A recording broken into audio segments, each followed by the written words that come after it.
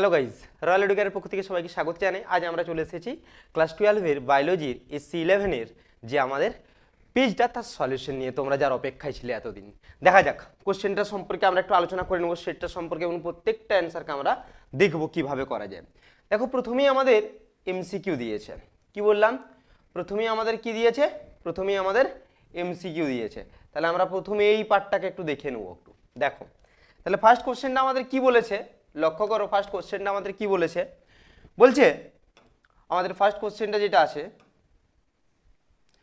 নিষেক প্রক্রিয়ায় ফার্টিলাইজিং আর anti fertilising বিক্রিয়াকে কি বলে। তাহলে প্রথমেই বলবো, এটা নিষেক প্রক্রিয়ার একদম প্রাথমিক পর্যায় বলতে পারবে। যে পর্যায়টা কি বলে? অ্যাগ্লুটিনেশন। কি বলা হয়? অ্যাগ্লুটিনেশন। মাথায় রাখবে, সেই পর্যায়টাকে কি বলা হয়? অ্যাগ্লুটিনেশন। এরপর একটা এখানে ঘটনা বলে দিই, অ্যাগ্লুটিনেশনের পর কি হয়? ক্যাপাসিটেশন। ক্যাপাসিটেশনের পর কি হয়? মনে রাখবে অ্যাক্রোজোম। অ্যাক্রোজোমের পর কি হয়? কর্টিক্যাল বিক্রিয়া বা কর্টিক্যাল রিঅ্যাকশন। কর্টিক্যাল রিঅ্যাকশনের পরে হচ্ছে আমরা যেটা বলি পুং নিউক্লিয়াস আর প্রোস্ত্রী নিউক্লিয়াসের মিলন ঘটে। তাহলে প্রথমে কার হয়? মনে রাখবে প্রথমে হচ্ছে অ্যাগ্লুটিনেশন বিক্রিয়া।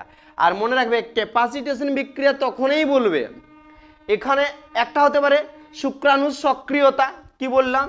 তাহলে ক্যাপাসিটেশনে আমরা যদি বলি, দেখো এখানে আমরা যদি ক্যাপাসিটেশনটা বলি বা ক্যাপাসিটেশনটা ভাবি, তাহলে এখানে কিন্তু একটা জিনিস মনে রাখবে, কিন্তু এটা যদি ক্যাপাসিটেশনটা বলি, তাহলে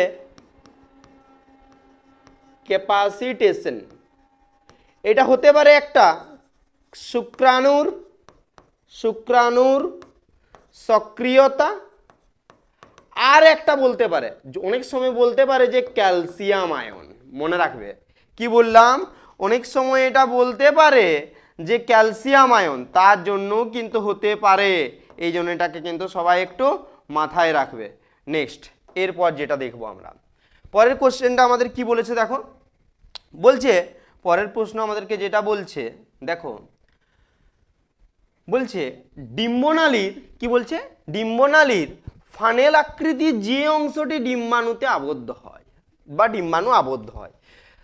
আগে জানতে হবে যে আমাদের যে ফিমেল বডি, সেই ফিমেল বডির যে ইউটেরাস পার্ট থেকে এই যে এই অ্যাম্পুলা বা ইসমাস, তারপরে হচ্ছে ইনফান্ডিবুলাম, এগুলো কোন জায়গাগুলোকে বলা হয়। তার জন্য আগে আমাদেরকে একটু দেখে নেব। ধরো আমরা যদি এইভাবে একটু দাঁড়াই, তাহলে দেখবে এই জায়গাটা যদি কল্পনা করি আমাদের ঠিক, কিন্তু আমরা যেটা আমাদের ফিমেল রিপ্রোডাক্টিভ সিস্টেম, সেই জায়গাটা কিছুটা এই রকম টাইপের। অর্থাৎ এখানে ডিম্বথলিটা, অর্থাৎ ডিম্বাশয় যেটাকে আমরা বলি, এখানে আছে ওভারিটা, তাকে এরকম আঙ্গুলের মতো কিছু জিনিস ধরে আছে, যেটাকে আমরা বলি ফিমব্রি। ফিমব্রির উপরের অংশটাকে কি করে বলে? কে? ইনফান্ডিবুলাম। ইনফান্ডিবুলামের পর এই জায়গা, এইরকম একটা জায়গা থাকবে যেখানে একটু স্ফীত, যেটাকে বলা হচ্ছে কি? অ্যাম্পুলা। অ্যাম্পুলার পর এইরকম একটা জায়গাটাকে, সেটাকে বলবো ইসমাস। তার মানে দেখো, তাহলে যখন ডিম্বাশয় থেকে ডিম্বাণুটা বের হয়, তাহলে ক্যাচ প্রথমে কে করে? প্রথমে ক্যাচ করছে ইনফান্ডিবুলাম। তাহলে আমরা প্রথমেই যে জিনিসটা বলবো, তাহলে এই অ্যান্সার কি হবে? তাহলে বলেছে ডিম্বাণু আবদ্ধ করে, তাহলে কাকে বলবো? ইনফান্ডিবুলামকে বলবো। তাহলে কাকে বলবো? ইনফান্ডিবুলাম। মাথায় রাখবে কিন্তু, কি বলবো এটাকে? ইনফান্ডিবুলাম। এটা মাথায় রাখবে কিন্তু। নেক্সট যদি আমরা দেখি, দেখো বলছে একটি রাসায়নিক গর্ভনিরোধক। রাসায়নিক সবসময় ইন্ট্রাইউটেরাইন ডিভাইস। কি বললাম? ইন্ট্রাইউটেরাইন ডিভাইস, এগুলো সব রাসায়নিক হয়। এছাড়া যদি বলতে বাধাদায়ক, তাহলে হতো কন্ডম, ডায়াফ্রাম, এগুলো সব বাধাদায়ক। আর একটা হচ্ছে ভ্যাসেক্টমি। এটা মনে রাখবে, এটা কি? স্থায়ী বন্ধাত্মকরণ একটা পদ্ধতি। নেক্সট বলছি ম্যান্ডেল তত্ত্বের ব্যতিক্রম হলো। তাহলে জিনিসটা কি বলেছে একটু দেখে নাও। কি বলছে? বলছে ম্যান্ডেল তত্ত্বের ব্যতিক্রম। আমরা জানি যে পৃথকীভবন সূত্রে দুটো ব্যতিক্রম ছিল, একটা সহপ্রকটতা, আর একটা ছিল কি? আর একটা জানি আমরা, যেটা আমাদের ছিল অসম্পূর্ণ প্রকটতা। আর আমরা দ্বিসংকর জননে যদি দেখতে যাই, স্বাধীন বিন্যাস সূত্রের ব্যতিক্রম একটাই ছিল লিঙ্কেজ। তাহলে কোন কোনগুলো আছে একটু দেখে নিই। দেখো এখানে লিঙ্কেজও আছে, সহপ্রকটতাও আছে, এবং অসম্পূর্ণ প্রকটতাও আছে। তাহলে আমরা বলতে পারি সবগুলি অপশন। নেক্সট, এরপর যে জিনিসটা দেখবো আমরা, দেখে নাও একটু। বলছে কোন এনজাইম দ্বারা ওকাজাকি খণ্ডগুলো যুক্ত করা হয়। প্রথমে বলে দিই, এই যে আমাদের কোশ্চেনটা, সেই কোশ্চেনটা দিয়েছে মলিকুলার বেসিস অফ ভ্যালিডিটি, মানে বংশগতির আণবিক ভিত্তি দেখে। তাহলে কি বলেছে? জোড়া হয় ওকাজাকি খণ্ডগুলোকে। ভালো করে দেখো, যুক্ত হয় বলেছে। কোন এনজাইম? মনে রাখবে ডিএনএ লাইগেজ। কি বললাম? DNA ligase. আর যদি বলে ডিএনএ কে কাটা হয়, কাটা যদি বলে তাহলে রেস্ট্রিকশন এন্ডোনিউক্লিয়েজ। কি বললাম? রেস্ট্রিকশন এন্ডোনিউক্লিয়েজ। এই কোশ্চেনগুলো কিন্তু আসার মতো, খুব মন দিয়ে শোনো। নেক্সট পরেরটা কি বলেছে দেখে নাও একটু। দেখো পরের পার্টটা আমাদের যে জিনিসটা বলেছে, কি বলেছে পরের পার্টটাই বলছে, কি বলছে, বলছে কোনটি মনোজমি। দেখো বলছে কোনটি মনোজমি। তাহলে আগে এই জিনিসগুলোকে একটু দেখিয়ে দিই তোমাদেরকে, মনোজমি এই ব্যাপারগুলো একটু দেখিয়ে দিই। মনে রাখবে মনোজমি মানে কোনো একটা স্বাভাবিক ক্রোমোজোম আমাদের কতই থাকে? 2n। যদি সেটা কমে তাহলে মনোজমিতে যায়, যদি সেটা বাড়ে তাহলে ট্রাইজমিতে যায়। কি বললাম? কমলে মনোজমি, বাড়লে ট্রাইজমি। তাহলে ভালো করে এটা লক্ষ্য করো, স্বাভাবিক ক্রোমোজোম থেকে আমি একটা কমিয়ে দিলাম, এই ঘটনাটাকে বলবো মনোজমি।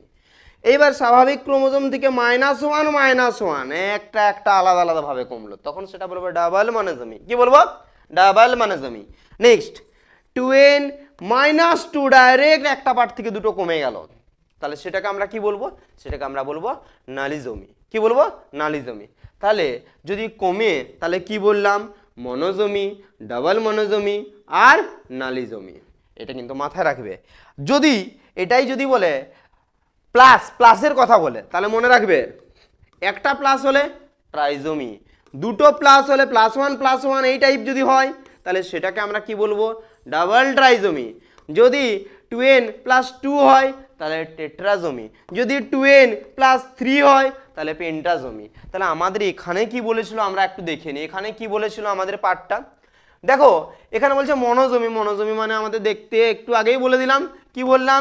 তাহলে 2n -1 বলছে সরীসৃপদের স্বর্ণযুগ কাকে বলা হয়? মনে রাখবে এটা মেসোজোইককে বলা হয় সরীসৃপের স্বর্ণযুগ, মনে রাখবে। নেক্সট বলছে ঘাম, ভালো করে দেখো, বলছে ঘাম, অশ্রু ও লালারসে কোন অ্যান্টিবডি থাকে? মনে রাখবে একটা নর্মাল একটা ফর্ম শিখে রাখবে। যদি কোনো তরলে এরকম বলে তরল, তাহলে সবসময় তোমরা দাগিয়ে দিবে কাকে? IgA কে। কাকে দাগিয়ে দিবে? IgA কে, মনে রাখবে কিন্তু এটা। নেক্সট পরেরটা বলছে যে টিস্যু কালচার পদ্ধতির মাধ্যমে অসংখ্য প্ল্যান্টলেট পাওয়ার পদ্ধতিকে কি বলে? প্ল্যান্টলেট কথাটা যখনই চলে আসে তখন আমাদের অনুবিস্তারণের কথা মাথায় চলে আসে, তার জন্য এটা মাইক্রোপ্রোপাগেশন বা অনুবিস্তারণ কোনো অপশন আছে নাকি দেখে নাও। দেখো প্রথমে বলছে অর্গান কালচার, তারপরে হচ্ছে মাইক্রোপ্রোপাগেশন মানেই তো অনুবিস্তারণ, তাহলে এই কোশ্চেনটার অ্যান্সার হচ্ছে মাইক্রোপ্রোপাগেশন, কারণ তারপরে এগুলো কখনো হতে পারে না। নেক্সট দেখো এখানে একটা আছে ম্যাক্রো নয় কিন্তু, মনে রাখবে মাইক্রোটা, তাহলে ম্যাক্রোটা কিন্তু ভুল। নেক্সট বলছে একটি ব্যাকটেরিয়া গঠিত কীটনাশক।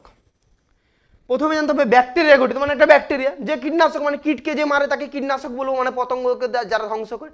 তাহলে একটা বায়ো ইনসেকটিসাইডের নাম চেয়েছে, এক কথায় যদি আমরা বলি বায়ো ইনসেকটিসাইড, একটা বায়ো ইনসেকটিসাইডের নাম মনে রাখবে, মানে ব্যাকটেরিয়া গঠিত কীটনাশক যাদেরকে বলা হয় সেটা মনে রাখবে ব্যাসিলাস থুরিনজেনেসিস, সঠিক যেটাকে আমরা বলি বিটি।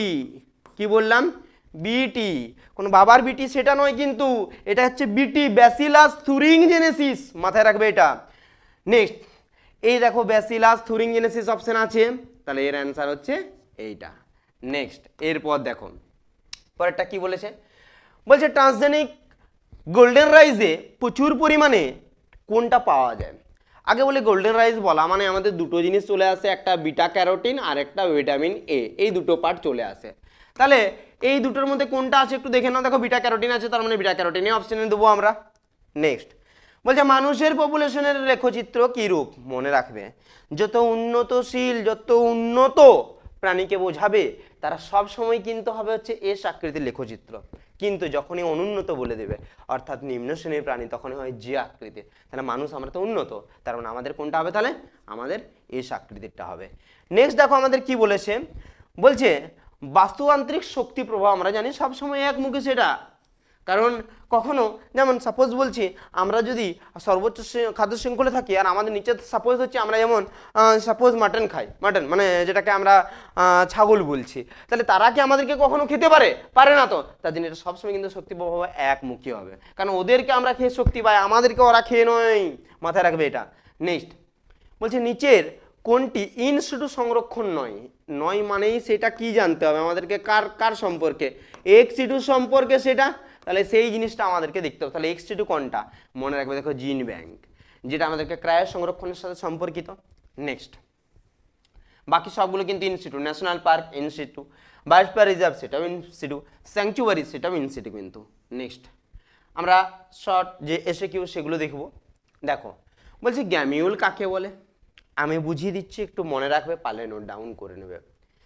স্বাদু জলে যে স্পঞ্জগুলো থাকে না, কি বললাম, স্বাদু জলে যে স্পঞ্জগুলো থাকে তাদের দেহের ভিতরে অন্তঃকোরক থাকে, সে অন্তঃকোরকগুলোকে কি বলা হয়, গ্যামিউল। কি বললাম, তাহলে সে অন্তঃকোরকগুলোকে কি বলা হয়, গ্যামিউল। এদের মধ্যে আর্কিওসাইট সেল থাকে, কি বললাম, আর্কিওসাইট সেল, যারা কি করেন জেনারেলি, যারা হচ্ছে বংশবিস্তারের জন্য কাজ করে, মনে রাখবে এটা। তাহলে কি বললাম, গ্যামিউলটা, তাহলে এটা কিন্তু মাথায় রাখবে যে গ্যামিউলটার পার্টটা আমরা কি বললাম, এক বললাম, কি বললাম, এরা কোন জলে থাকবে, স্বাদু জলে। কোন গায়ে থাকবে, স্বাদু জলে। দুই, এদের দেহের ভিতরে কে আছে, অন্তঃকোরক। কি বললাম, এদের দেহের ভিতরে কে আছে, অন্তঃকোরক। এই অন্তঃকোরকগুলোকে আমরা কি বলি, গ্যামিউল। কি বলে থাকি, গ্যামিউল। এই যে গ্যামিউল, এই গ্যামিউলগুলো কোন পার্টটা মনে রাখবে, আর্কিওসাইট। কি বললাম, আর্কিওসাইট, কিছু সেল থাকে যে সেলগুলো কিসে কাজ করে, বংশবিস্তার বা জননে কাজ করে। নেক্সট বলছে সিপিলিস রোগের জীবাণুর নাম কি, ট্রিপোনেমা প্যালিডাম। মনে রাখবে ট্রিপোনেমা প্যালিডাম, যেটা হচ্ছে সিপিলিসের রোগের জীবাণুর নাম। বলছে সেন্ট্রোমিয়ারের কাজ, তাহলে এটার কি বললাম, এটার কি বললাম, সিপিলিসের জীবাণুর নাম হচ্ছে ট্রিপোনেমা প্যালিডাম। সেন্ট্রোমিয়ারের কাজ মনে রাখবে, সেন্ট্রোমিয়ারের কাজটা কি, সব কিন্তু নোট ডাউন করতে থাকবে তোমরা। সেন্ট্রোমিয়ারের কাজটা কি, এক, দেখো ক্রোমাটিড দুটিকে, কোনো ক্রোমোজোমের ক্রোমাটিডকে কি করে, ক্রোমাটিড দুটিকে যুক্ত রাখে। কি করে, যুক্ত রাখে, এক। 2 নম্বর আর একটা বলি তোমাদেরকে, এর আর একটা আছে, যখন দেখবে কোষ বিভাজন চলে মেটাফেজ দশায় কি করে, সমস্ত ক্রোমোজোমগুলোকে বিষম মেরুতে ধরে রাখতে কাজ করে, মানে নিরক্ষীয় অঞ্চলে ধরে রাখতে কাজ করে, সেটাও কে, সেটাও কিন্তু আমাদেরকে সেন্ট্রোমিয়ার। পরেরটা কি বলেছে দেখে না, মানব দেহে কোন অ্যান্টিবডি সব থেকে বেশি পাওয়া যায়। মনে রাখবে যেটা আমরা মায়ের গর্ভ থেকে পেয়ে আসি সেটাই কিন্তু সব থেকে বেশি পাওয়া যায়। মায়ের গর্ভ থেকে আমরা কোনটা পাই, আইজিজি। কি বললাম, আইজিজি, ইমিউনোগ্লোবিন জি কে সবচেয়ে বেশি পায়। আমাদের কটা অ্যান্টিবডি আছে, একটা সূত্র মনে রাখবে, গামদি। কি বললাম, গামদি একটা সূত্র, এই সূত্রটা মনে রেখে তোমরা বাকিগুলোকে কিন্তু করতে পারবে। তাহলে এইখান থেকে আমাদের কি কি অ্যান্টিবডি থাকে একটু বলে দিই। 1 নম্বর থাকে আইজিজি, 2 নম্বর থাকে আইজিএ, 3 নম্বর থাকে আইজিএম, 4 কে থাকে আইজিডি, আর 5 কে থাকে আইজিই। এই ইটা অ্যালার্জি প্রতিরোধ করে, এটা মাতৃদুগ্ধে কোলোস্ট্রামে পাওয়া যায় আইজিএ, আর আইজিজি হচ্ছে যেটা বলো মাতৃ প্লাসেন্টাল থেকে আমরা পাই এটা। আর সবচেয়ে বড় জায়েন্ট অ্যান্টিবডি কাকে বলা হয়, মনে রাখবে একে কি বলা হয়, জায়েন্ট অ্যান্টিবডি। এটা কিন্তু পরীক্ষা আসে, আইজিএম কে জায়েন্ট অ্যান্টিবডি, সবচেয়ে বড় অ্যান্টিবডি যাকে বলা হয়। নেক্সট বলছে হ্যালিওফাইট আর সিওফাইটের পার্থক্য, প্রথমেই বলে দিই হ্যালিওফাইট আর সিওফাইটের পার্থক্যটা কি, এটা কিন্তু একটু মাথায় রাখবে। হ্যালিওফাইট আর সিওফাইটের পার্থক্যটা কি, প্রথমে বলবো আমাদের যেটা হ্যালিওফাইট সেটা বেশি আলোতে জন্মায়, সিওফাইট কম আলোতে জন্মায়। তোমরা পার্থক্য কিভাবে লিখবে একটু দেখিয়ে দিই, পরীক্ষার হলে এরকম যদি লেখো তাহলে কিন্তু নম্বর বেশি পাওয়ার সম্ভাবনা থাকে। একদিকে লিখবে বিষয়, তারপরে লিখবে হ্যালিওফাইট, তারপরে লিখবে সিওফাইট। কি বললাম, সিওফাইট, এরকম লিখবে। 1 নম্বরে বিষয় দিবে, কি দিবে, বিষয়। তাহলে একটা কম আলো বেশি আলো, তার মানে আলোর প্রকৃতি, সাব পয়েন্টটা দিয়ে দিবে আলোর প্রকৃতি। তাহলে এটা কি হ্যালিওফাইট মানে কি দেখতে পাওয়া যায় বললাম এখনই, কি আলো থাকবে, বেশি আলোয় জন্মাবে। এটা কি আলো জন্মাবে, কম। এদের 2 কাণ্ডের প্রকৃতি, কি দিবে তারপরে সাব পয়েন্ট, কাণ্ডের প্রকৃতি। কাণ্ডের প্রকৃতি এদের কি হয়, মোটা, আর এদের কি হয়, সরু। কি বললাম, কাণ্ডের প্রকৃতি যদি দেখতে যাও এরা কি হবে, এরা হচ্ছে সরু কাণ্ডের প্রকৃতি। আরও অনেক আছে, যেমন পাতার ক্ষেত্রে যদি বলি এদের পাতাগুলো কি হবে, মোটা কিউটিক্যাল যুক্ত হবে, বাট এদের পাতাগুলো কিউটিক্যাল বা মোটা হবে না। নেক্সট বলেছে কর্কর খাদ্য শৃঙ্খলের একটা উদাহরণ। কিছুই নেই, কর্কর খাদ্য শৃঙ্খলের একটা উদাহরণ দেখো, আমি যেভাবে লিখে দিচ্ছি এইভাবে তোমরা লিখবে। তাহলে কর্কর খাদ্য শৃঙ্খল বলেছে, তার জন্য প্রথমে বলবো পচা জৈব বস্তু। কি বলবো, পচা জৈব বস্তু, মানেই এদেরকে কি বলা হয় জানো, মনে রাখবে, ডেট্রিটাস। কি বলা হয়?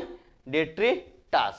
এইবার দেখো এই ডেট্রিটাসকে যারা খায় তাদেরকে বলা হয় ডেট্রিভোর। কি বলা হয়? ডেট্রিভোর। এরা হতে পারে কি, বিভিন্ন লার্ভা। কি হতে পারে? লার্ভা। আবার এদেরকে যারা খায়, ডেট্রিভোরকে যারা খায় তাদেরকে কি বলবো, মনে রাখবে, যাদেরকে ডেট্রিভোর খায় তাদেরকে বলা হয় ছোট মাছ। এটা একটা পুকুরের বাস্তুতন্ত্র ভালো করে লক্ষ্য করা যায়, ছোট মাছ। এবার ছোট মাছকে যারা খায় তাদেরকে কি বলা হয়? বড় মাছ।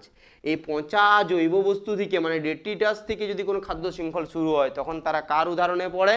তখন তারা কর্কর খাদ্য শৃঙ্খলের উদাহরণে পড়ে। নেক্সট তারপরটা কি বলেছে একটু দেখে নিই। বলছে দেখো কি বলেছে, দেখো প্রথমেই বলবো যে কোশ্চেনটা বলেছে প্লাসেন্টার দুটি বিনিময়ধর্মী কাজ। তাহলে প্লাসেন্টার বিনিময়ধর্মী কাজ আমি একটু বলে দিচ্ছি, মনে রাখবে তোমরা।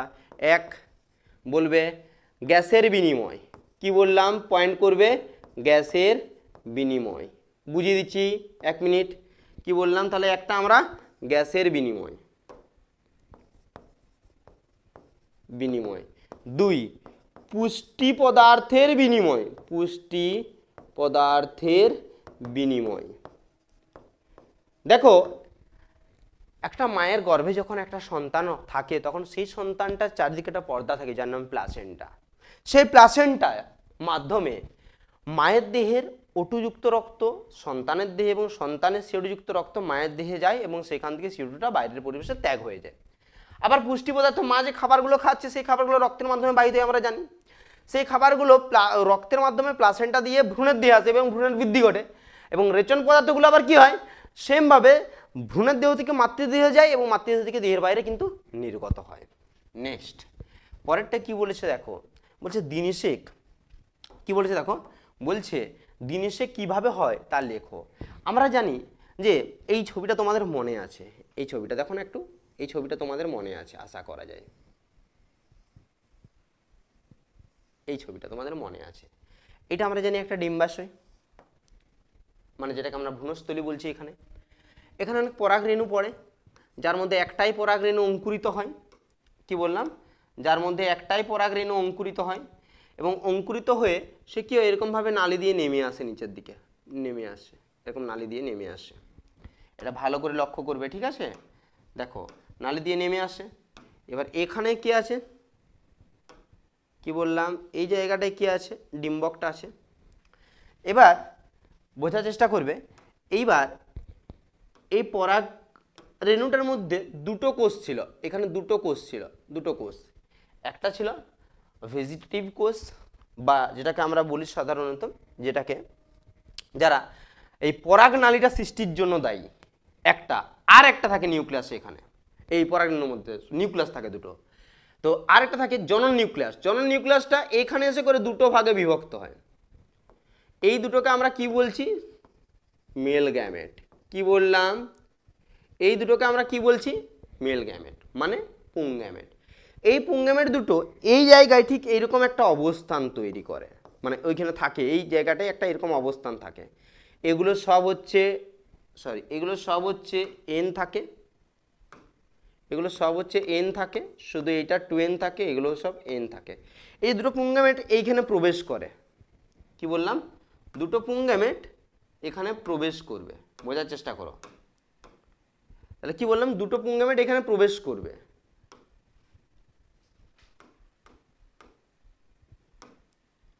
দেখো আমি কালার চেঞ্জ করছি, ঠিক আছে? দুটো পুংগ্যামেট এখানে প্রবেশ করবে, এখান দিয়ে প্রবেশ করলো, প্রবেশ করে এইটাকে একটা ফার্টিলাইজ করবে। একটা পুংগ্যামেট ঢুকে করে এইটাকে একটা ফার্টিলাইজ করবে, আর একটা এরকম ঢুকে করে পরাগনালী দিয়ে একে ফার্টিলাইজ করবে। মানে একটা, এটা হচ্ছে ওভাম, আর একটা কাকে ফার্টিলাইজ করবে, মানে একটা ডিম্বাণুকে একটা পুংগ্যামেট ফার্টিলাইজ করবে, তৈরি করবে কি? 2n। এই 2nটাকে আমরা কি বলি? 2nটাকে আমরা বলি জাইগোট। কি বলি? জাইগোট। আবার দেখবে পুংগ্যামেটটা 2n-কে ফার্টিলাইজ করবে, মানে নির্ণীত নিউক্লিয়াস, পোলার নিউক্লিয়াসকে ফার্টিলাইজ করছে, তখন আমরা কি পাবো? 3n। এই 3n-টাকে বলা হয় এন্ডোস্পার্ম। কি বলা হয়? এন্ডোস্পার্ম, যেটাকে আমরা কি বলি? শস্য। এটাকে আমরা কি বলি? মনে রাখবে, এটাকে আমরা বলছি কি? শস্য। নেক্সট শস্য। তাহলে দেখো এইখানে এখানে একবার পুং গ্যামেট ডিম্বাণুকে ফার্টিলাইজ করেছে, মানে এখানে কবার নিষেক হয়েছে, একবার নিষেক হয়েছে।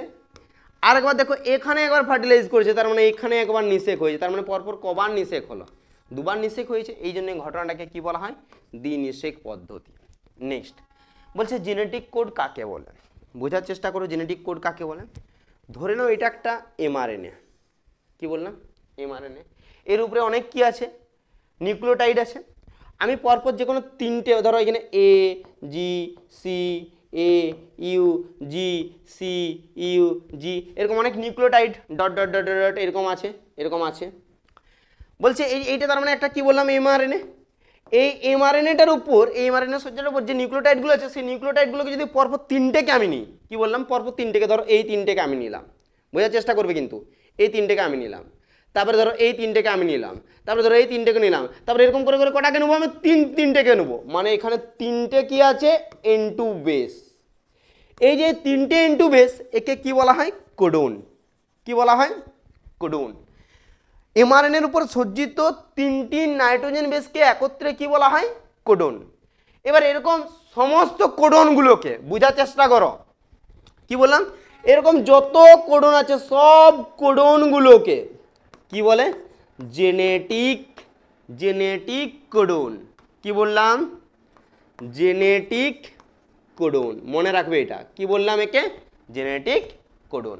নেক্সট পরেরটা কি বলেছে, বলছে হার্ডি-ইউনিবার্গ সূত্রের গুরুত্ব। হার্ডি-ইউনিবার্গ সূত্রের গুরুত্ব একটা বলে দিবে, প্রথমেই বলি হার্ডি-ইউনিবার্গ সূত্রের গুরুত্ব 1 নম্বরে আমরা কি বলবো, এটা সম্পর্কে আমরা জানতে পারি, কি জানতে পারি, কোনো একটা বৃহৎ পপুলেশনের বা যথেচ্ছ পপুলেশনের জিন ফ্রিকোয়েন্সি ঘটেছে কি না, না অপরিবর্তিত আছে সেটা, তার মানে 1 নম্বরে আমরা কি তাহলে জানতে পারবো জিন ফ্রিকোয়েন্সি। কি বললাম কি জানতে পারবো জিন ফ্রিকোয়েন্সি।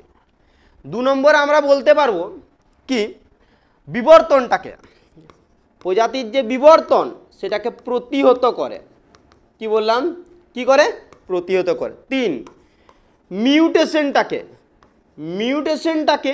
প্রশমিত করে, কি বললাম প্রশমিত করে। তাহলে এই তিনটে লিখে দিবে তোমরা। নেক্সট এখানে এই হার্ডি-ইউনিবার্গের সূত্রে যেমন গুরুত্ব দিয়েছে, মনে রাখবে হার্ডি-ইউনিবার্গের সূত্রটাও কিন্তু দেয়। হার্ডি-ইউনিবার্গের সূত্রটা কি, হার্ডি-ইউনিবার্গ বলেছিল যে কোনো একটা বৃহৎ বা যথেচ্ছ পপুলেশনে জেনেটিক ড্রিফট, জিন ফ্লো, মিউটেশন এই ঘটনাগুলো যদি না ঘটে, সেই পপুলেশনটার অ্যালিল ফ্রিকোয়েন্সি বা জেনেটিক ফ্রিকোয়েন্সি অপরিবর্তিত থাকবে। এই কোশ্চেনটা কিন্তু ভিভিআই মাথায় রাখবে কিন্তু, এটা কার, এটা হার্ডি-ইউনিবার্গের সূত্রটা মাথায় রাখবে। ধূমপানের ক্ষতিকারক প্রভাব, ধূমপানের ক্ষতিকারক প্রভাব 1 নম্বরে আমরা বলতে পারি কি এমফাইসিমা। কি বললাম এমফাইসিমা। আর একটা কি বলতে পারি এমফাইসিমা মানে ধূমপান যদি বেশি করে কি হয়, শ্বাসনালীর মধ্যে বেশি পরিমাণে মিউকাস ক্ষরণ হয়, তখন শ্বাস ব্যাধি দেখতে পাই যায়, সেই ঘটনাটাকে এমফাইসিমা বলি। 2 হতে পারে কি ক্যান্সার। কি হতে পারে ক্যান্সার, সেটা আমরা ভালো করেই জানি, স্মোকিং এর জন্য হয় এটা, সেটা মুখও হতে পারে আবার লাংসও হতে পারে, মাথায় রাখবে এটা। 3 আর কি হতে পারে ধূমপানের জন্য, আরও ভাবা যদি যায় তাহলে দেখবে আরও একটা তোমরা পেয়ে যাবে, মনে রাখবে টি অ্যান্ড যেগুলো বি লিম্ফোসাইট থাকে না, কি বললাম টি এবং বি লিম্ফোসাইট যেগুলো থাকে সেগুলোর উৎপাদন ক্ষমতা মানে অ্যান্টিবডি তৈরির ক্ষমতা কিন্তু আস্তে আস্তে কমে যেতে থাকে, এটা কিন্তু মাথায় রাখবে। নেক্সট তারপরে কি বলছে হাইপোফাইজেশন কাকে বলে, কি বললাম হাইপোফাইজেশন কাকে বলে, মনে রাখবে হাইপোফাইজেশনটা কি। হাইপোফাইজেশনটা কিছুই নয়, এটা দেওয়া আছে খাদ্য উৎপাদনের উন্নতি সাধন থেকে। বলছে কি জিনিসটা একটা বিশেষ ধরনের কৃত্রিম পদ্ধতি, যেখানে কি হয় বোঝার চেষ্টা করবে, একটা বিশেষ ধরনের কৃত্রিম পদ্ধতি যেখানে কি হয় দুটো মেজর কার্ভ নিবে, দুটো মেজর কার্ভ, একটা মেল থাকবে একটা ফিমেল থাকবে, কি বললাম বোঝা ভালো করে। আর অন্য কোনো মাছের সেটা সেম প্রজাতি হতে পারে বা কোনো আদার্স প্রজাতিও হতে পারে, সেম প্রজাতি হতে পারে বা আদার্স প্রজাতি হতে পারে, তাদের মাথায় পিটুইটারি নির্যাস পাওয়া যায়, পিটুইটারি গ্রন্থিতে, সেই পিটুইটারি নির্যাসটা বের করবে। তারপরে ইনজেকশনের মাধ্যমে মেজর কাঠগুলোকে কি করবে, দেহে পুশ করবে চামড়ার তলে, এবং তাদেরকে একটা বদ্ধ জলাশয়ে ছেড়ে দেওয়া হবে ওই মেজর কাঠগুলোকে যাদের দেহে ইনজেকশন ঢোকানো হলো। এবার সেই মেজর কাঠগুলো যদি প্রজননে লিপ্ত হয়, মানে তাদেরকে আলটিমেট কি করা হয়, প্রজননে লিপ্ত করানো হয় যে পদ্ধতির মাধ্যমে, তখন সেটাকে কি বলবো, হাইপোপাইজেশন। মনে রাখবে তখন সেটাকে কি বলছি, হাইপোপাইজেশন। নেক্সট, বায়োসেফটি বলতে কি বোঝো, বলে দিই বায়োসেফটি কি। ধরো বিভিন্ন এটা একটা বিশেষ ব্যবস্থা আমাদের, দেখবে বিভিন্ন জিএমও অ্যানিমেল, জিএমও প্ল্যান্ট এগুলো আছে, বিভিন্ন ট্রান্সজেনিক জীব, উদ্ভিদ, প্রাণী এগুলো আছে, তারা যাতে আমাদের কোনো ক্ষতি না করে তার যে ব্যবস্থাপনাটা, সেটাই হচ্ছে বায়োসেফটি, মাথায় রাখবে কিন্তু এটা। নেক্সট লবণাম্ব উদ্ভিদের একটি অঙ্গস্থানিক, কি বললাম, লবণাম্ব উদ্ভিদের একটি অঙ্গস্থানিক একটা বৈশিষ্ট্য চেয়েছে, অভিযোগগত বৈশিষ্ট্য, কিছু নয়, তাদের শ্বাসমূলটা বলে দেবে, তাদের শ্বাসমূলটা একটা অঙ্গস্থানিক, আর শ্বাসমূলটার কাজটাই বলে দিবে, সেটা আবার কি হয়ে যাবে, শারীরবৃত্তীয়। যেহেতু মাটিটা লবণাক্ত মাটি, তার জন্য কিন্তু বায়ু চলাচল করতে পারে না, ওই জন্য শ্বাসমূলটা বায়ু চলাচলের জন্য কি হয়, অভিকর্ষের বিপরীতে উঠে আসে। নেক্সট দেখো, আমরা 3 নম্বরের প্রশ্নগুলো এবার আলোচনা করব, 2 করলাম, 1 করলাম, এবার 3-এ আসছি আমরা। বলছে ভ্রূণ গঠনের পর্যায়গুলির নাম লেখো। প্রথমে ভ্রূণ গঠনের পর্যায়, এখন এটা কোনখান থেকে দিয়েছে, এটা কি আমার সপুষ্পক উদ্ভিদের জন্য না মানুষের জন্য? প্রথমে বলি এটা একটা মানুষের জন্যের প্রশ্ন। আমাদের ছিল না ভ্রূণ গঠনের পর্যায়গুলো, 4টা পর্যায়, একটা ক্লিভেজ লিখে রাখবে, 1 ক্লিভেজ, 2 মরুলা, 3 ব্লাস্টুলা, 4 গ্যাস্ট্রুলেশন বা গ্যাস্ট্রুলেশন পদ্ধতিটা, আর গ্যাস্ট্রুলা 10টা মনে রাখবে। তাহলে ক্লিভেজ, মরুলা, ব্লাস্টুলা, গ্যাস্ট্রুলা, এটা লিখে দেবে 4টা। বলছে এইচসিজি কি, মনে রাখবেন কি, প্লাসেন্টা হয় না, প্লাসেন্টা মানে যেটা সন্তানটা মায়ের গর্ভে যে থলিটার মধ্যে থাকে, সেই থলিটা লেয়ার আছে অনেক, তার একটা লেয়ারের নাম হচ্ছে কোরিনিক ভিলাই। সেই কোরিনিক ভিলাই থেকে একটা হরমোন ক্ষরণ হয়, যে হরমোনটা শিশু অবস্থায়, অর্থাৎ ভ্রূণ অবস্থা, শিশু বলবো না, ভ্রূণ অবস্থায় মায়ের গর্ভে কি হয়, মায়ের গর্ভে তার যে জেন্ডার সিলেকশন হয়, সে ছেলে না মেয়ে হবে, সেটা সিলেকশন যে হরমোনটা করে, সেটাকে কি বললাম, এইচসিজি। কি বললাম, এইচসিজি। তাহলে হিউম্যান কোরিওনিক গোনাডোট্রপিনের পুরো নাম মনে রাখবেন। নেক্সট, টেস্টটা কি, বীজের বাইরের শক্ত আবরণকে বলা হয় বীজের বলবো না, বীজ ত্বকের বাইরের শক্ত আবরণকে টেস্টা, আর নরম আবরণকে কি বলা হয়, টেগমেন। মাথায় রাখবে কিন্তু এই দুটো। নেক্সট, ইমাস্কুলেশনের প্রধান উদ্দেশ্য, 1 ইতর পরাগযোগ ঘটানো, স্বপরাগযোগকে প্রতিহত করা, একটা। 2 বাহ্যিক কোনো বৈশিষ্ট্য, কি বললাম ভালো করে বুঝো, কি বললাম, একটা কি বললাম, ইতর পরাগযোগকে কি করা, ইতর পরাগযোগ ঘটানো, স্বপরাগযোগটাকে প্রতিহত করে। 2 বাহ্যিক কোনো জিনের অনুপ্রবেশ ঘটানো, বাহ্যিক কোনো নতুন বৈশিষ্ট্যের প্রবেশ ঘটানো, তারপরে নতুন কি হবে, প্রজাতি তৈরি হবে, সেগুলো হচ্ছে কার, ইমাস্কুলেশনের উদ্দেশ্য।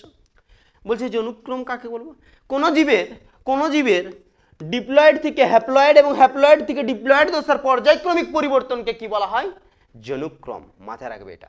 নেক্সট, তাহলে কি বললাম, কোন জীবের হ্যাপ্লয়েড থেকে ডিপ্লয়েড এবং ডিপ্লয়েড থেকে হ্যাপ্লয়েড দশার পর্যায়ক্রমিক পরিবর্তনকে কি বলা হয়, জনুক্রম।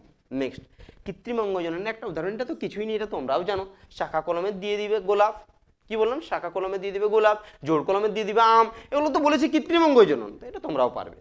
নেক্সট দেখো কি বলেছে, বলছে প্লিওট্রফি কাকে বলে, এটা একটু ভালো করে বুঝিয়ে দিই, দেখে নাও একটু, প্লিওট্রফি কাকে বলে, কিছুই নয়, প্লিওট্রফি খুব ইজি জিনিস।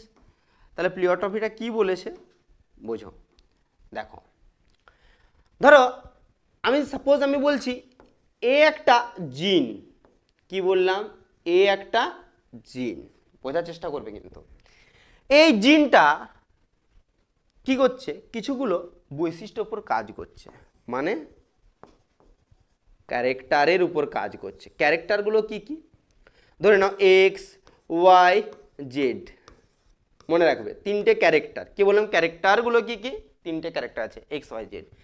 এ এর উপরেও কাজ করছে, এ এর উপরেও কাজ করছে, এ এর উপরেও কাজ করছে। কি করছে, এই 3টার, ধরো সাপোজ আমি বলছি কালার হচ্ছে রেড, কি বললাম, কালার হচ্ছে রেড, মানে এক্সেরও কালার রেড, ওয়াইয়েরও কালার রেড, জেডেরও কালার রেড। ভালো করে দেখো, 3টা আলাদা আলাদা পার্ট, কিন্তু তাদের একটা বৈশিষ্ট্যকে সেম একটা বৈশিষ্ট্য যদি বলি আমি, দেখো কালার, কালারটা কি তিনজনের রেড, নিশ্চয়ই সেই কালারটার জন্য দায়ী কে? একটাই জিন, একটাই জিন। তাহলে একটা জিন যখন একাধিক বৈশিষ্ট্যের উপর নিয়ন্ত্রণ করবে তখন সেই ঘটনাটাকে বলা হচ্ছে প্লিওট্রপি। আর একটু ভালো করে একটা এক্সাম্পল দিই। সাপোজ আমি যদি বলি মটর গাছ, মটর গাছ সবাই দেখেছো প্রায়। মটর গাছের কাণ্ডের বর্ণ কি? সবুজ। পাতার বর্ণ কি? সবুজ। বীজ ত্বকের বর্ণ কি? সবুজ। বীজ ত্বকের বর্ণ যেমন সবুজ, বীজ পত্রের বর্ণ কি? সবুজ। তাহলে দেখো বৈশিষ্ট্যগুলো আলাদা আলাদা পার্টের, কিন্তু তাদের ক্যারেক্টারটা কিন্তু সেম। সবুজ একটা কালার ক্যারেক্টার, সেটা কিন্তু একটাই জিন কন্ট্রোল করে, এটা কিন্তু মাথায় রাখবে। নেক্সট, এরপর যেমন যেমন আরেকটা যদি এখানে একটা সুবিধা তোমাদের একটা এক্সাম্পল দিই, একটা বাস্তব একটা example.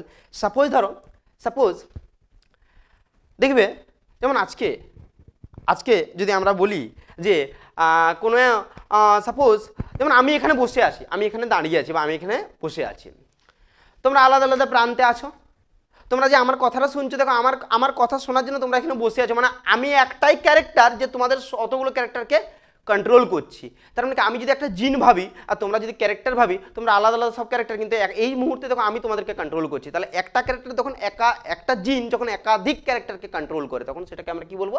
Pleiotropy. Next, linker DNA কাকে বলে? মনে রাখবে লিঙ্কার ডিএনএ কি বলছে।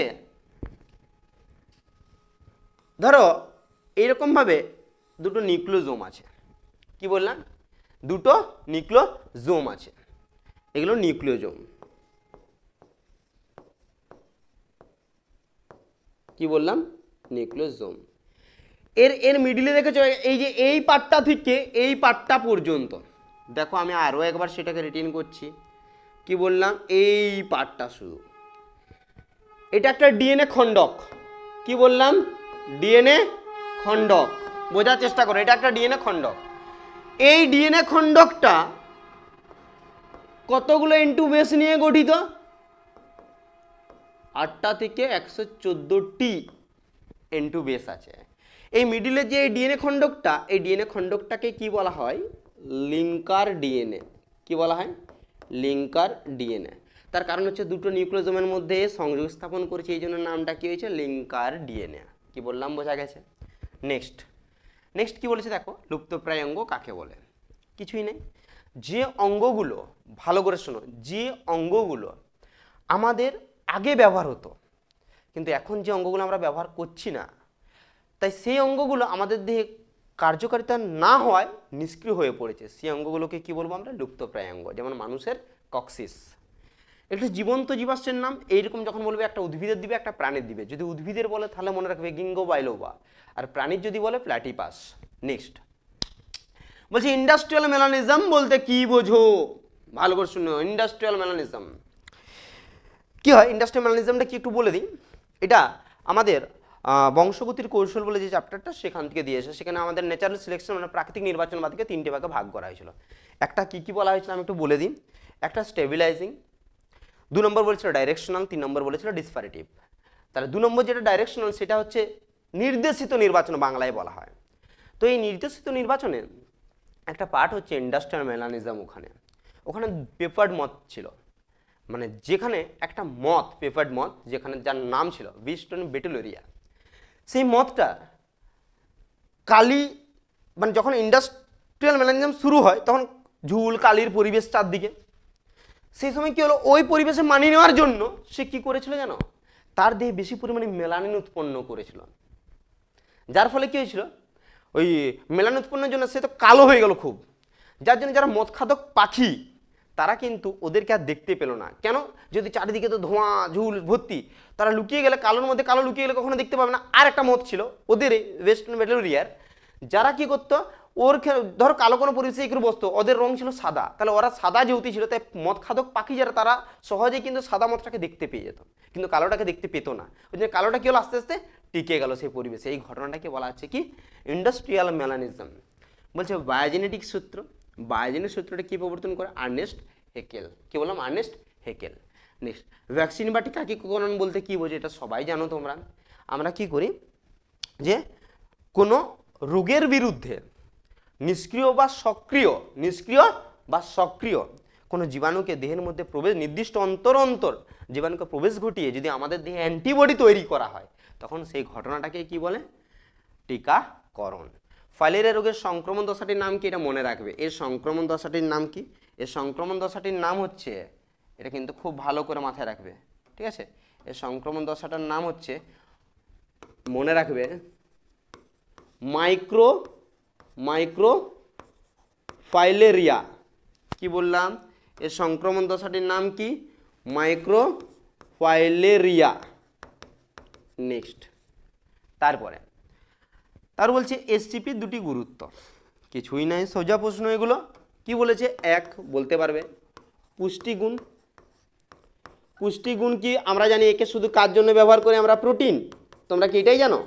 না, একে বিভিন্ন খনিজ লবণ বা বিভিন্ন ভিটামিন এর জন্য কিন্তু ব্যবহার করা যেতে পারে। এইবার ধরো আরেকটা, খাদ্যের যোগান। কি বললাম? খাদ্যের যোগান। ধরো যেখানে প্রচুর মানুষ, জনসংখ্যা, সেখানে খাদ্যের যোগানের জন্য কিন্তু একে আমরা ব্যবহার করতে পারি, ঠিক আছে? রোগ সংক্রমণের প্রতিরোধী, মানে এটা যেহেতু জীবাণুমুক্ত মাধ্যমে এসটিপিকে তৈরি করা হয়, যার জন্য কি হয়, সহজে বাহ্যিক কোনো রোগের আক্রান্ত সম্ভাবনা থাকে না। নেক্সট, পোলট্রি পাখির একটা ব্যাকটেরিয়া ঘটিত রোগের নাম হচ্ছে পুলোরাম। কি বললাম? পুলোরাম, লিখে রাখবে। নেক্সট, সারদান ব্লটিং কাকে বলে? এটা খুব একটা ভাইটাল প্রসেস, মনে রাখবে। আগে বলে দিই, তিনটে পদ্ধতি হয়। একটাকে বলে southern blotting, 2 northern blotting, 3 western blotting. কি বললাম? Western bloating. সারদান যেটা, সেখানে কাকে টেস্ট করা হয়? ডিএনএ কে। নর্দান যেটা, সেখানে কাকে টেস্ট করা হয়? আরএনএ কে। ওয়েস্টার্ন যেটা, সেখানে কাকে টেস্ট করা হয়? প্রোটিনকে। তাহলে সারদানটা বলি একটু। জেল ইলেকট্রোফোরেসিস পদ্ধতিতে বিভিন্ন ডিএনএ-কে নাইট্রোসেলুলোজের উপর চাল দেওয়া হয়। নাইট্রোসেলুলোজের উপর নাইট্রোসেলুলোজ পেপার একটা, তার উপর রাখা হয়। সেখানে যদি ডিএনএ খণ্ডকটা চিহ্নিতকরণ বা শনাক্তকরণ করা হয়, ডিএনএটার, মনে রাখবে, ডিএনএ খণ্ডকের, ডিএনএটার, তখন সেই ঘটনাটাকে কি বলবো আমরা? সারদান ব্লটিং। মাথায় রাখবে কিন্তু এটা। নেক্সট, পরেরটা বলবো। রিয়া কি? রিয়া বলতে আরআইএ, রিয়া। দেখো এটা কি একটু বলে দিই। একটা বিশেষ ধরনের জৈব রাসায়নিক পদ্ধতি, যেখানে কি করা হয় একটু বলে দিই। এই জৈব রাসায়নিক পদ্ধতিটার মাধ্যমে আমাদের দেহতরলে কোনো জৈব রাসায়নিক পদার্থের উপস্থিতিকে নির্ণয় করা হয়। কি বললাম? কোনো জৈব রাসায়নিক পদার্থের উপস্থিতিকে নির্ণয় করা হয়। মাথায় রাখবে কিন্তু এটা। নেক্সট, জিন থেরাপি কাকে বলে? ধরো আমার কোনো একটা রোগ আছে, সাপোজ বলছি আমার কোনো একটা রোগ আছে, তার মানে সেটার জন্য কোনো না কোনো জিন কিন্তু দায়ী। কি বললাম? যে কোনো রোগের জন্য কোনো না কোনো একটা জিন দায়ী থাকে। তাহলে এবার হ্যাঁ, অবশ্যই সেগুলো হতে হবে অটোজোমাল রোগ বা সেক্স ক্রোমোজোমাল রোগ। এবার হ্যাঁ, সেগুলো সাধারণত আমি যদি টাইফয়েড বলি, ডায়রিয়া বলি, এগুলো কি কখনো হবে না? এগুলো হবে না, সেগুলো কিন্তু জেনেটিক ডিজিজ হতে হবে। তাহলে জিন থেরাপিটা কি বলছে? একটা সেই জিনটা, তার মানে কি, রোগগ্রস্ত, কি বললাম? রোগগ্রস্ত, এই রোগগ্রস্ত জিনটাকে বের করে তার জায়গায় কোনো রোগমুক্ত জিনের যদি প্রতিস্থাপন করানো হয়, তখন সেটাকে আমরা কি বলবো? Gene therapy. কি বলবো সেটাকে? Gene therapy. নেক্সট, আণবিক আঠা বলতে কোন উৎসেচককে বোঝানো হয়? একটু আগেই পড়েছিলাম আমরা, ডিএনএ লাইগেজ। আঠা কাকে? লাইগেজ। মানে এটাকে কি বলেছে? এটা গ্লু বলেছে। আর সিজার বললে রেস্ট্রিকশন অ্যান্ডোনিউক্লিয়েজ, মনে রাখবে। নেক্সট, মানব ইনসুলিন বলতে কি বোঝো? কিছুই নেই, আমরা মানব ইনসুলিন জানি। এক, এরা কোথা থেকে উৎপন্ন হবে? আমরা জানি অগ্নাশয়। কোথা থেকে উৎপন্ন হবে? অগ্নাশয়। অগ্নাশয়ের কোন কোষ থেকে? বিটা কোষ থেকে। আইলেটস অফ ল্যাঙ্গারহ্যান্সের বিটা কোষ থেকে, যেখানে দুটো পলিপেপটাইড থাকে, একটা আলফা একটা বিটা। এটার জন্য 21টি অ্যামাইনো অ্যাসিড কাজ করে, এটার জন্য 30টি অ্যামাইনো অ্যাসিড কাজ করে। কি বললাম বুঝে নাও। অগ্নাশয়ের আইলেটস অফ ল্যাঙ্গারহ্যান্সের বিটা কোষ থেকে উৎপন্ন আলফা এবং বিটা পলিপেপটাইড শৃঙ্খল দ্বারা গঠিত, যেখানে আলফার জন্য 21টি অ্যামাইনো অ্যাসিড এবং বিটার জন্য 30টি অ্যামাইনো অ্যাসিড কাজ করে। তাদেরকে বা সে যে হচ্ছে কি, যে দেহের মধ্যে গ্লুকোজের মাত্রা নিয়ন্ত্রণ করে, তাকে আমরা কি বলবো? মানব ইনসুলিন। পিসিআর এর একটি প্রয়োগ, মনে রাখবে, ডিএনএর ক্লোনিং বা জিনের ক্লোনিং, ডিএনএর বলবে না, জিনের ক্লোনিং এর জন্য ব্যবহার করা এটা। জৈব বিবর্ধন কাকে বলে বা বায়োম্যাগনিফিকেশন কি? বায়োম্যাগনিফিকেশন কিছু নেই, ধর কোনো একটা কোনো একটা জৈব অভঙ্গুর, যেমন ডিডিটি, যারা কি করে খাদ্য শৃঙ্খলের মাধ্যমে যদি সর্বোচ্চ স্তরে গিয়ে করে তাদের পরিমাণটাকে বাড়াতে থাকে, তখন সেটাকে আমরা কি বলবো? তখন সেটাকে আমরা বলবো বায়োম্যাগনিফিকেশন। কি বলবো? বায়োম্যাগনিফিকেশন। তারপরে বলছে আর্সেনিক দূষণের একটি লক্ষণ। আর্সেনিক দূষণের একটি লক্ষণ কি? হাতে বা পায়ের তলে কালো কালো ছোপ হবে, যেটাকে আমরা কি বলি? যেটাকে আমরা বলি ব্ল্যাকফুট ডিজিজ। কি বলি? Blackfoot disease. নেক্সট, জীববৈচিত্র্য অবলুপ্তির দুটি কারণ। মনে রাখবে, এরকম যখন দুটি কারণ বলবে, যে যাই বলুক, যদি জীববৈচিত্র্য অবলুপ্তি বলে তাহলে দুটো ভাবে লিখবে, একটা মানুষ সৃষ্টি কারণ, একটা প্রাকৃতিক কারণ। মানুষ সৃষ্টি কারণ যেমন হতে পারে কি?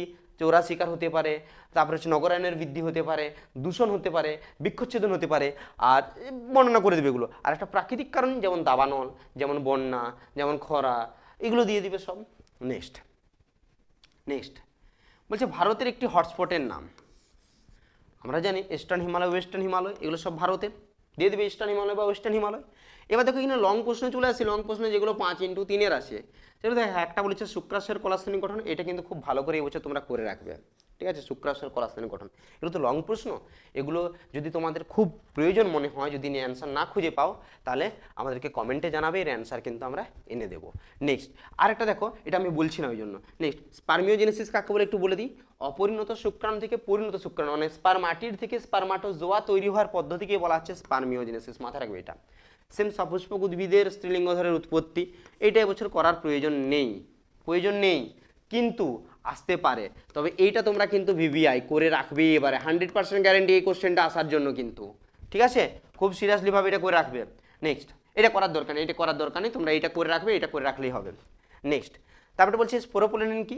মনে রাখবে, ক্যারোটিনয়েড এবং ফ্যাটি অ্যাসিড যুক্ত যে কঠিন পদার্থ পরাগরেণুর উপর একটা আস্তরণ তৈরি করে এবং কি করে, যা অ্যাসিড ক্ষার প্রতিরোধী, যার ফলে পরাগরেণুর ভিতরের অংশকে কি করে রক্ষা করে, সেই অংশটাকে কি বলবো আমরা? স্পোরোপোলেনিন। নেক্সট বংশগতির ক্রোমোজোম তত্ত্ব, যেটাকে আমরা জানি এই বংশগতির টিব ওভেরি ছিল এখানে, যে কি বংশগতির ক্রোমোজোম তত্ত্ব সম্পর্কে জিন আর ক্রোমোজোমের সমান্তরাল আচরণগুলো বলেছিল। সেই তথ্যটা একটু তোমরা দেখে নেবে, যদি অ্যান্সার না খুঁজে পাও আমাদেরকে কমেন্ট করবে, আমরা এইগুলোর অ্যান্সারগুলো নিয়ে আসবো, ঠিক আছে? নেক্সট দুটি অটোজোম জিনগত বংশগত গোলযোগের নাম। অটোজোমিও তুমি দিতে পারো থ্যালাসেমিয়া, দিতে পারো তুমি ডাউন সিনড্রোম, এগুলো দিতে পারো তুমি। নেক্সট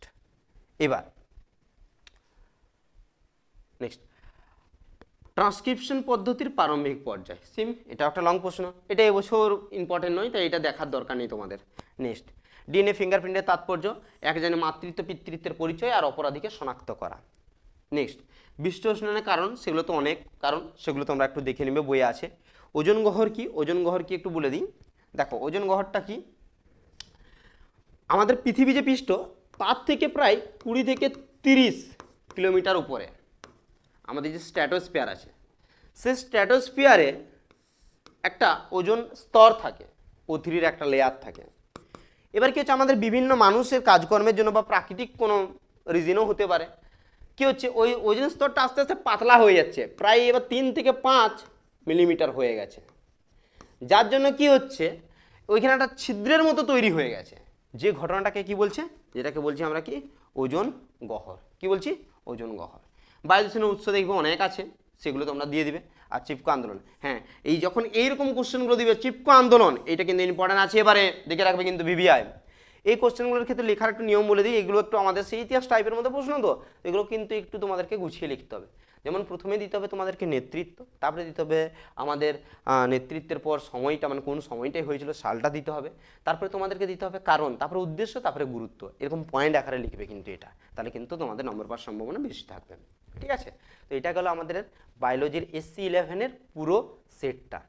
এরপরের সেটটা আমরা খুব শীঘ্রই নিয়ে আসি, তোমরা আমাদের পাশে থেকে এবং পারলে এই ভিডিওগুলোকে শেয়ার করে, এবং আমাদের শুধু এই ভিডিওটা নয় কিন্তু আমাদের সব ভিডিও আসছে, তোমাদের সায়েন্সের সমস্ত সাবজেক্টের ভিডিওগুলো আসছে, তোমরা দেখতে থাকো এবং আমাদের চ্যানেলের সাথে থাকো।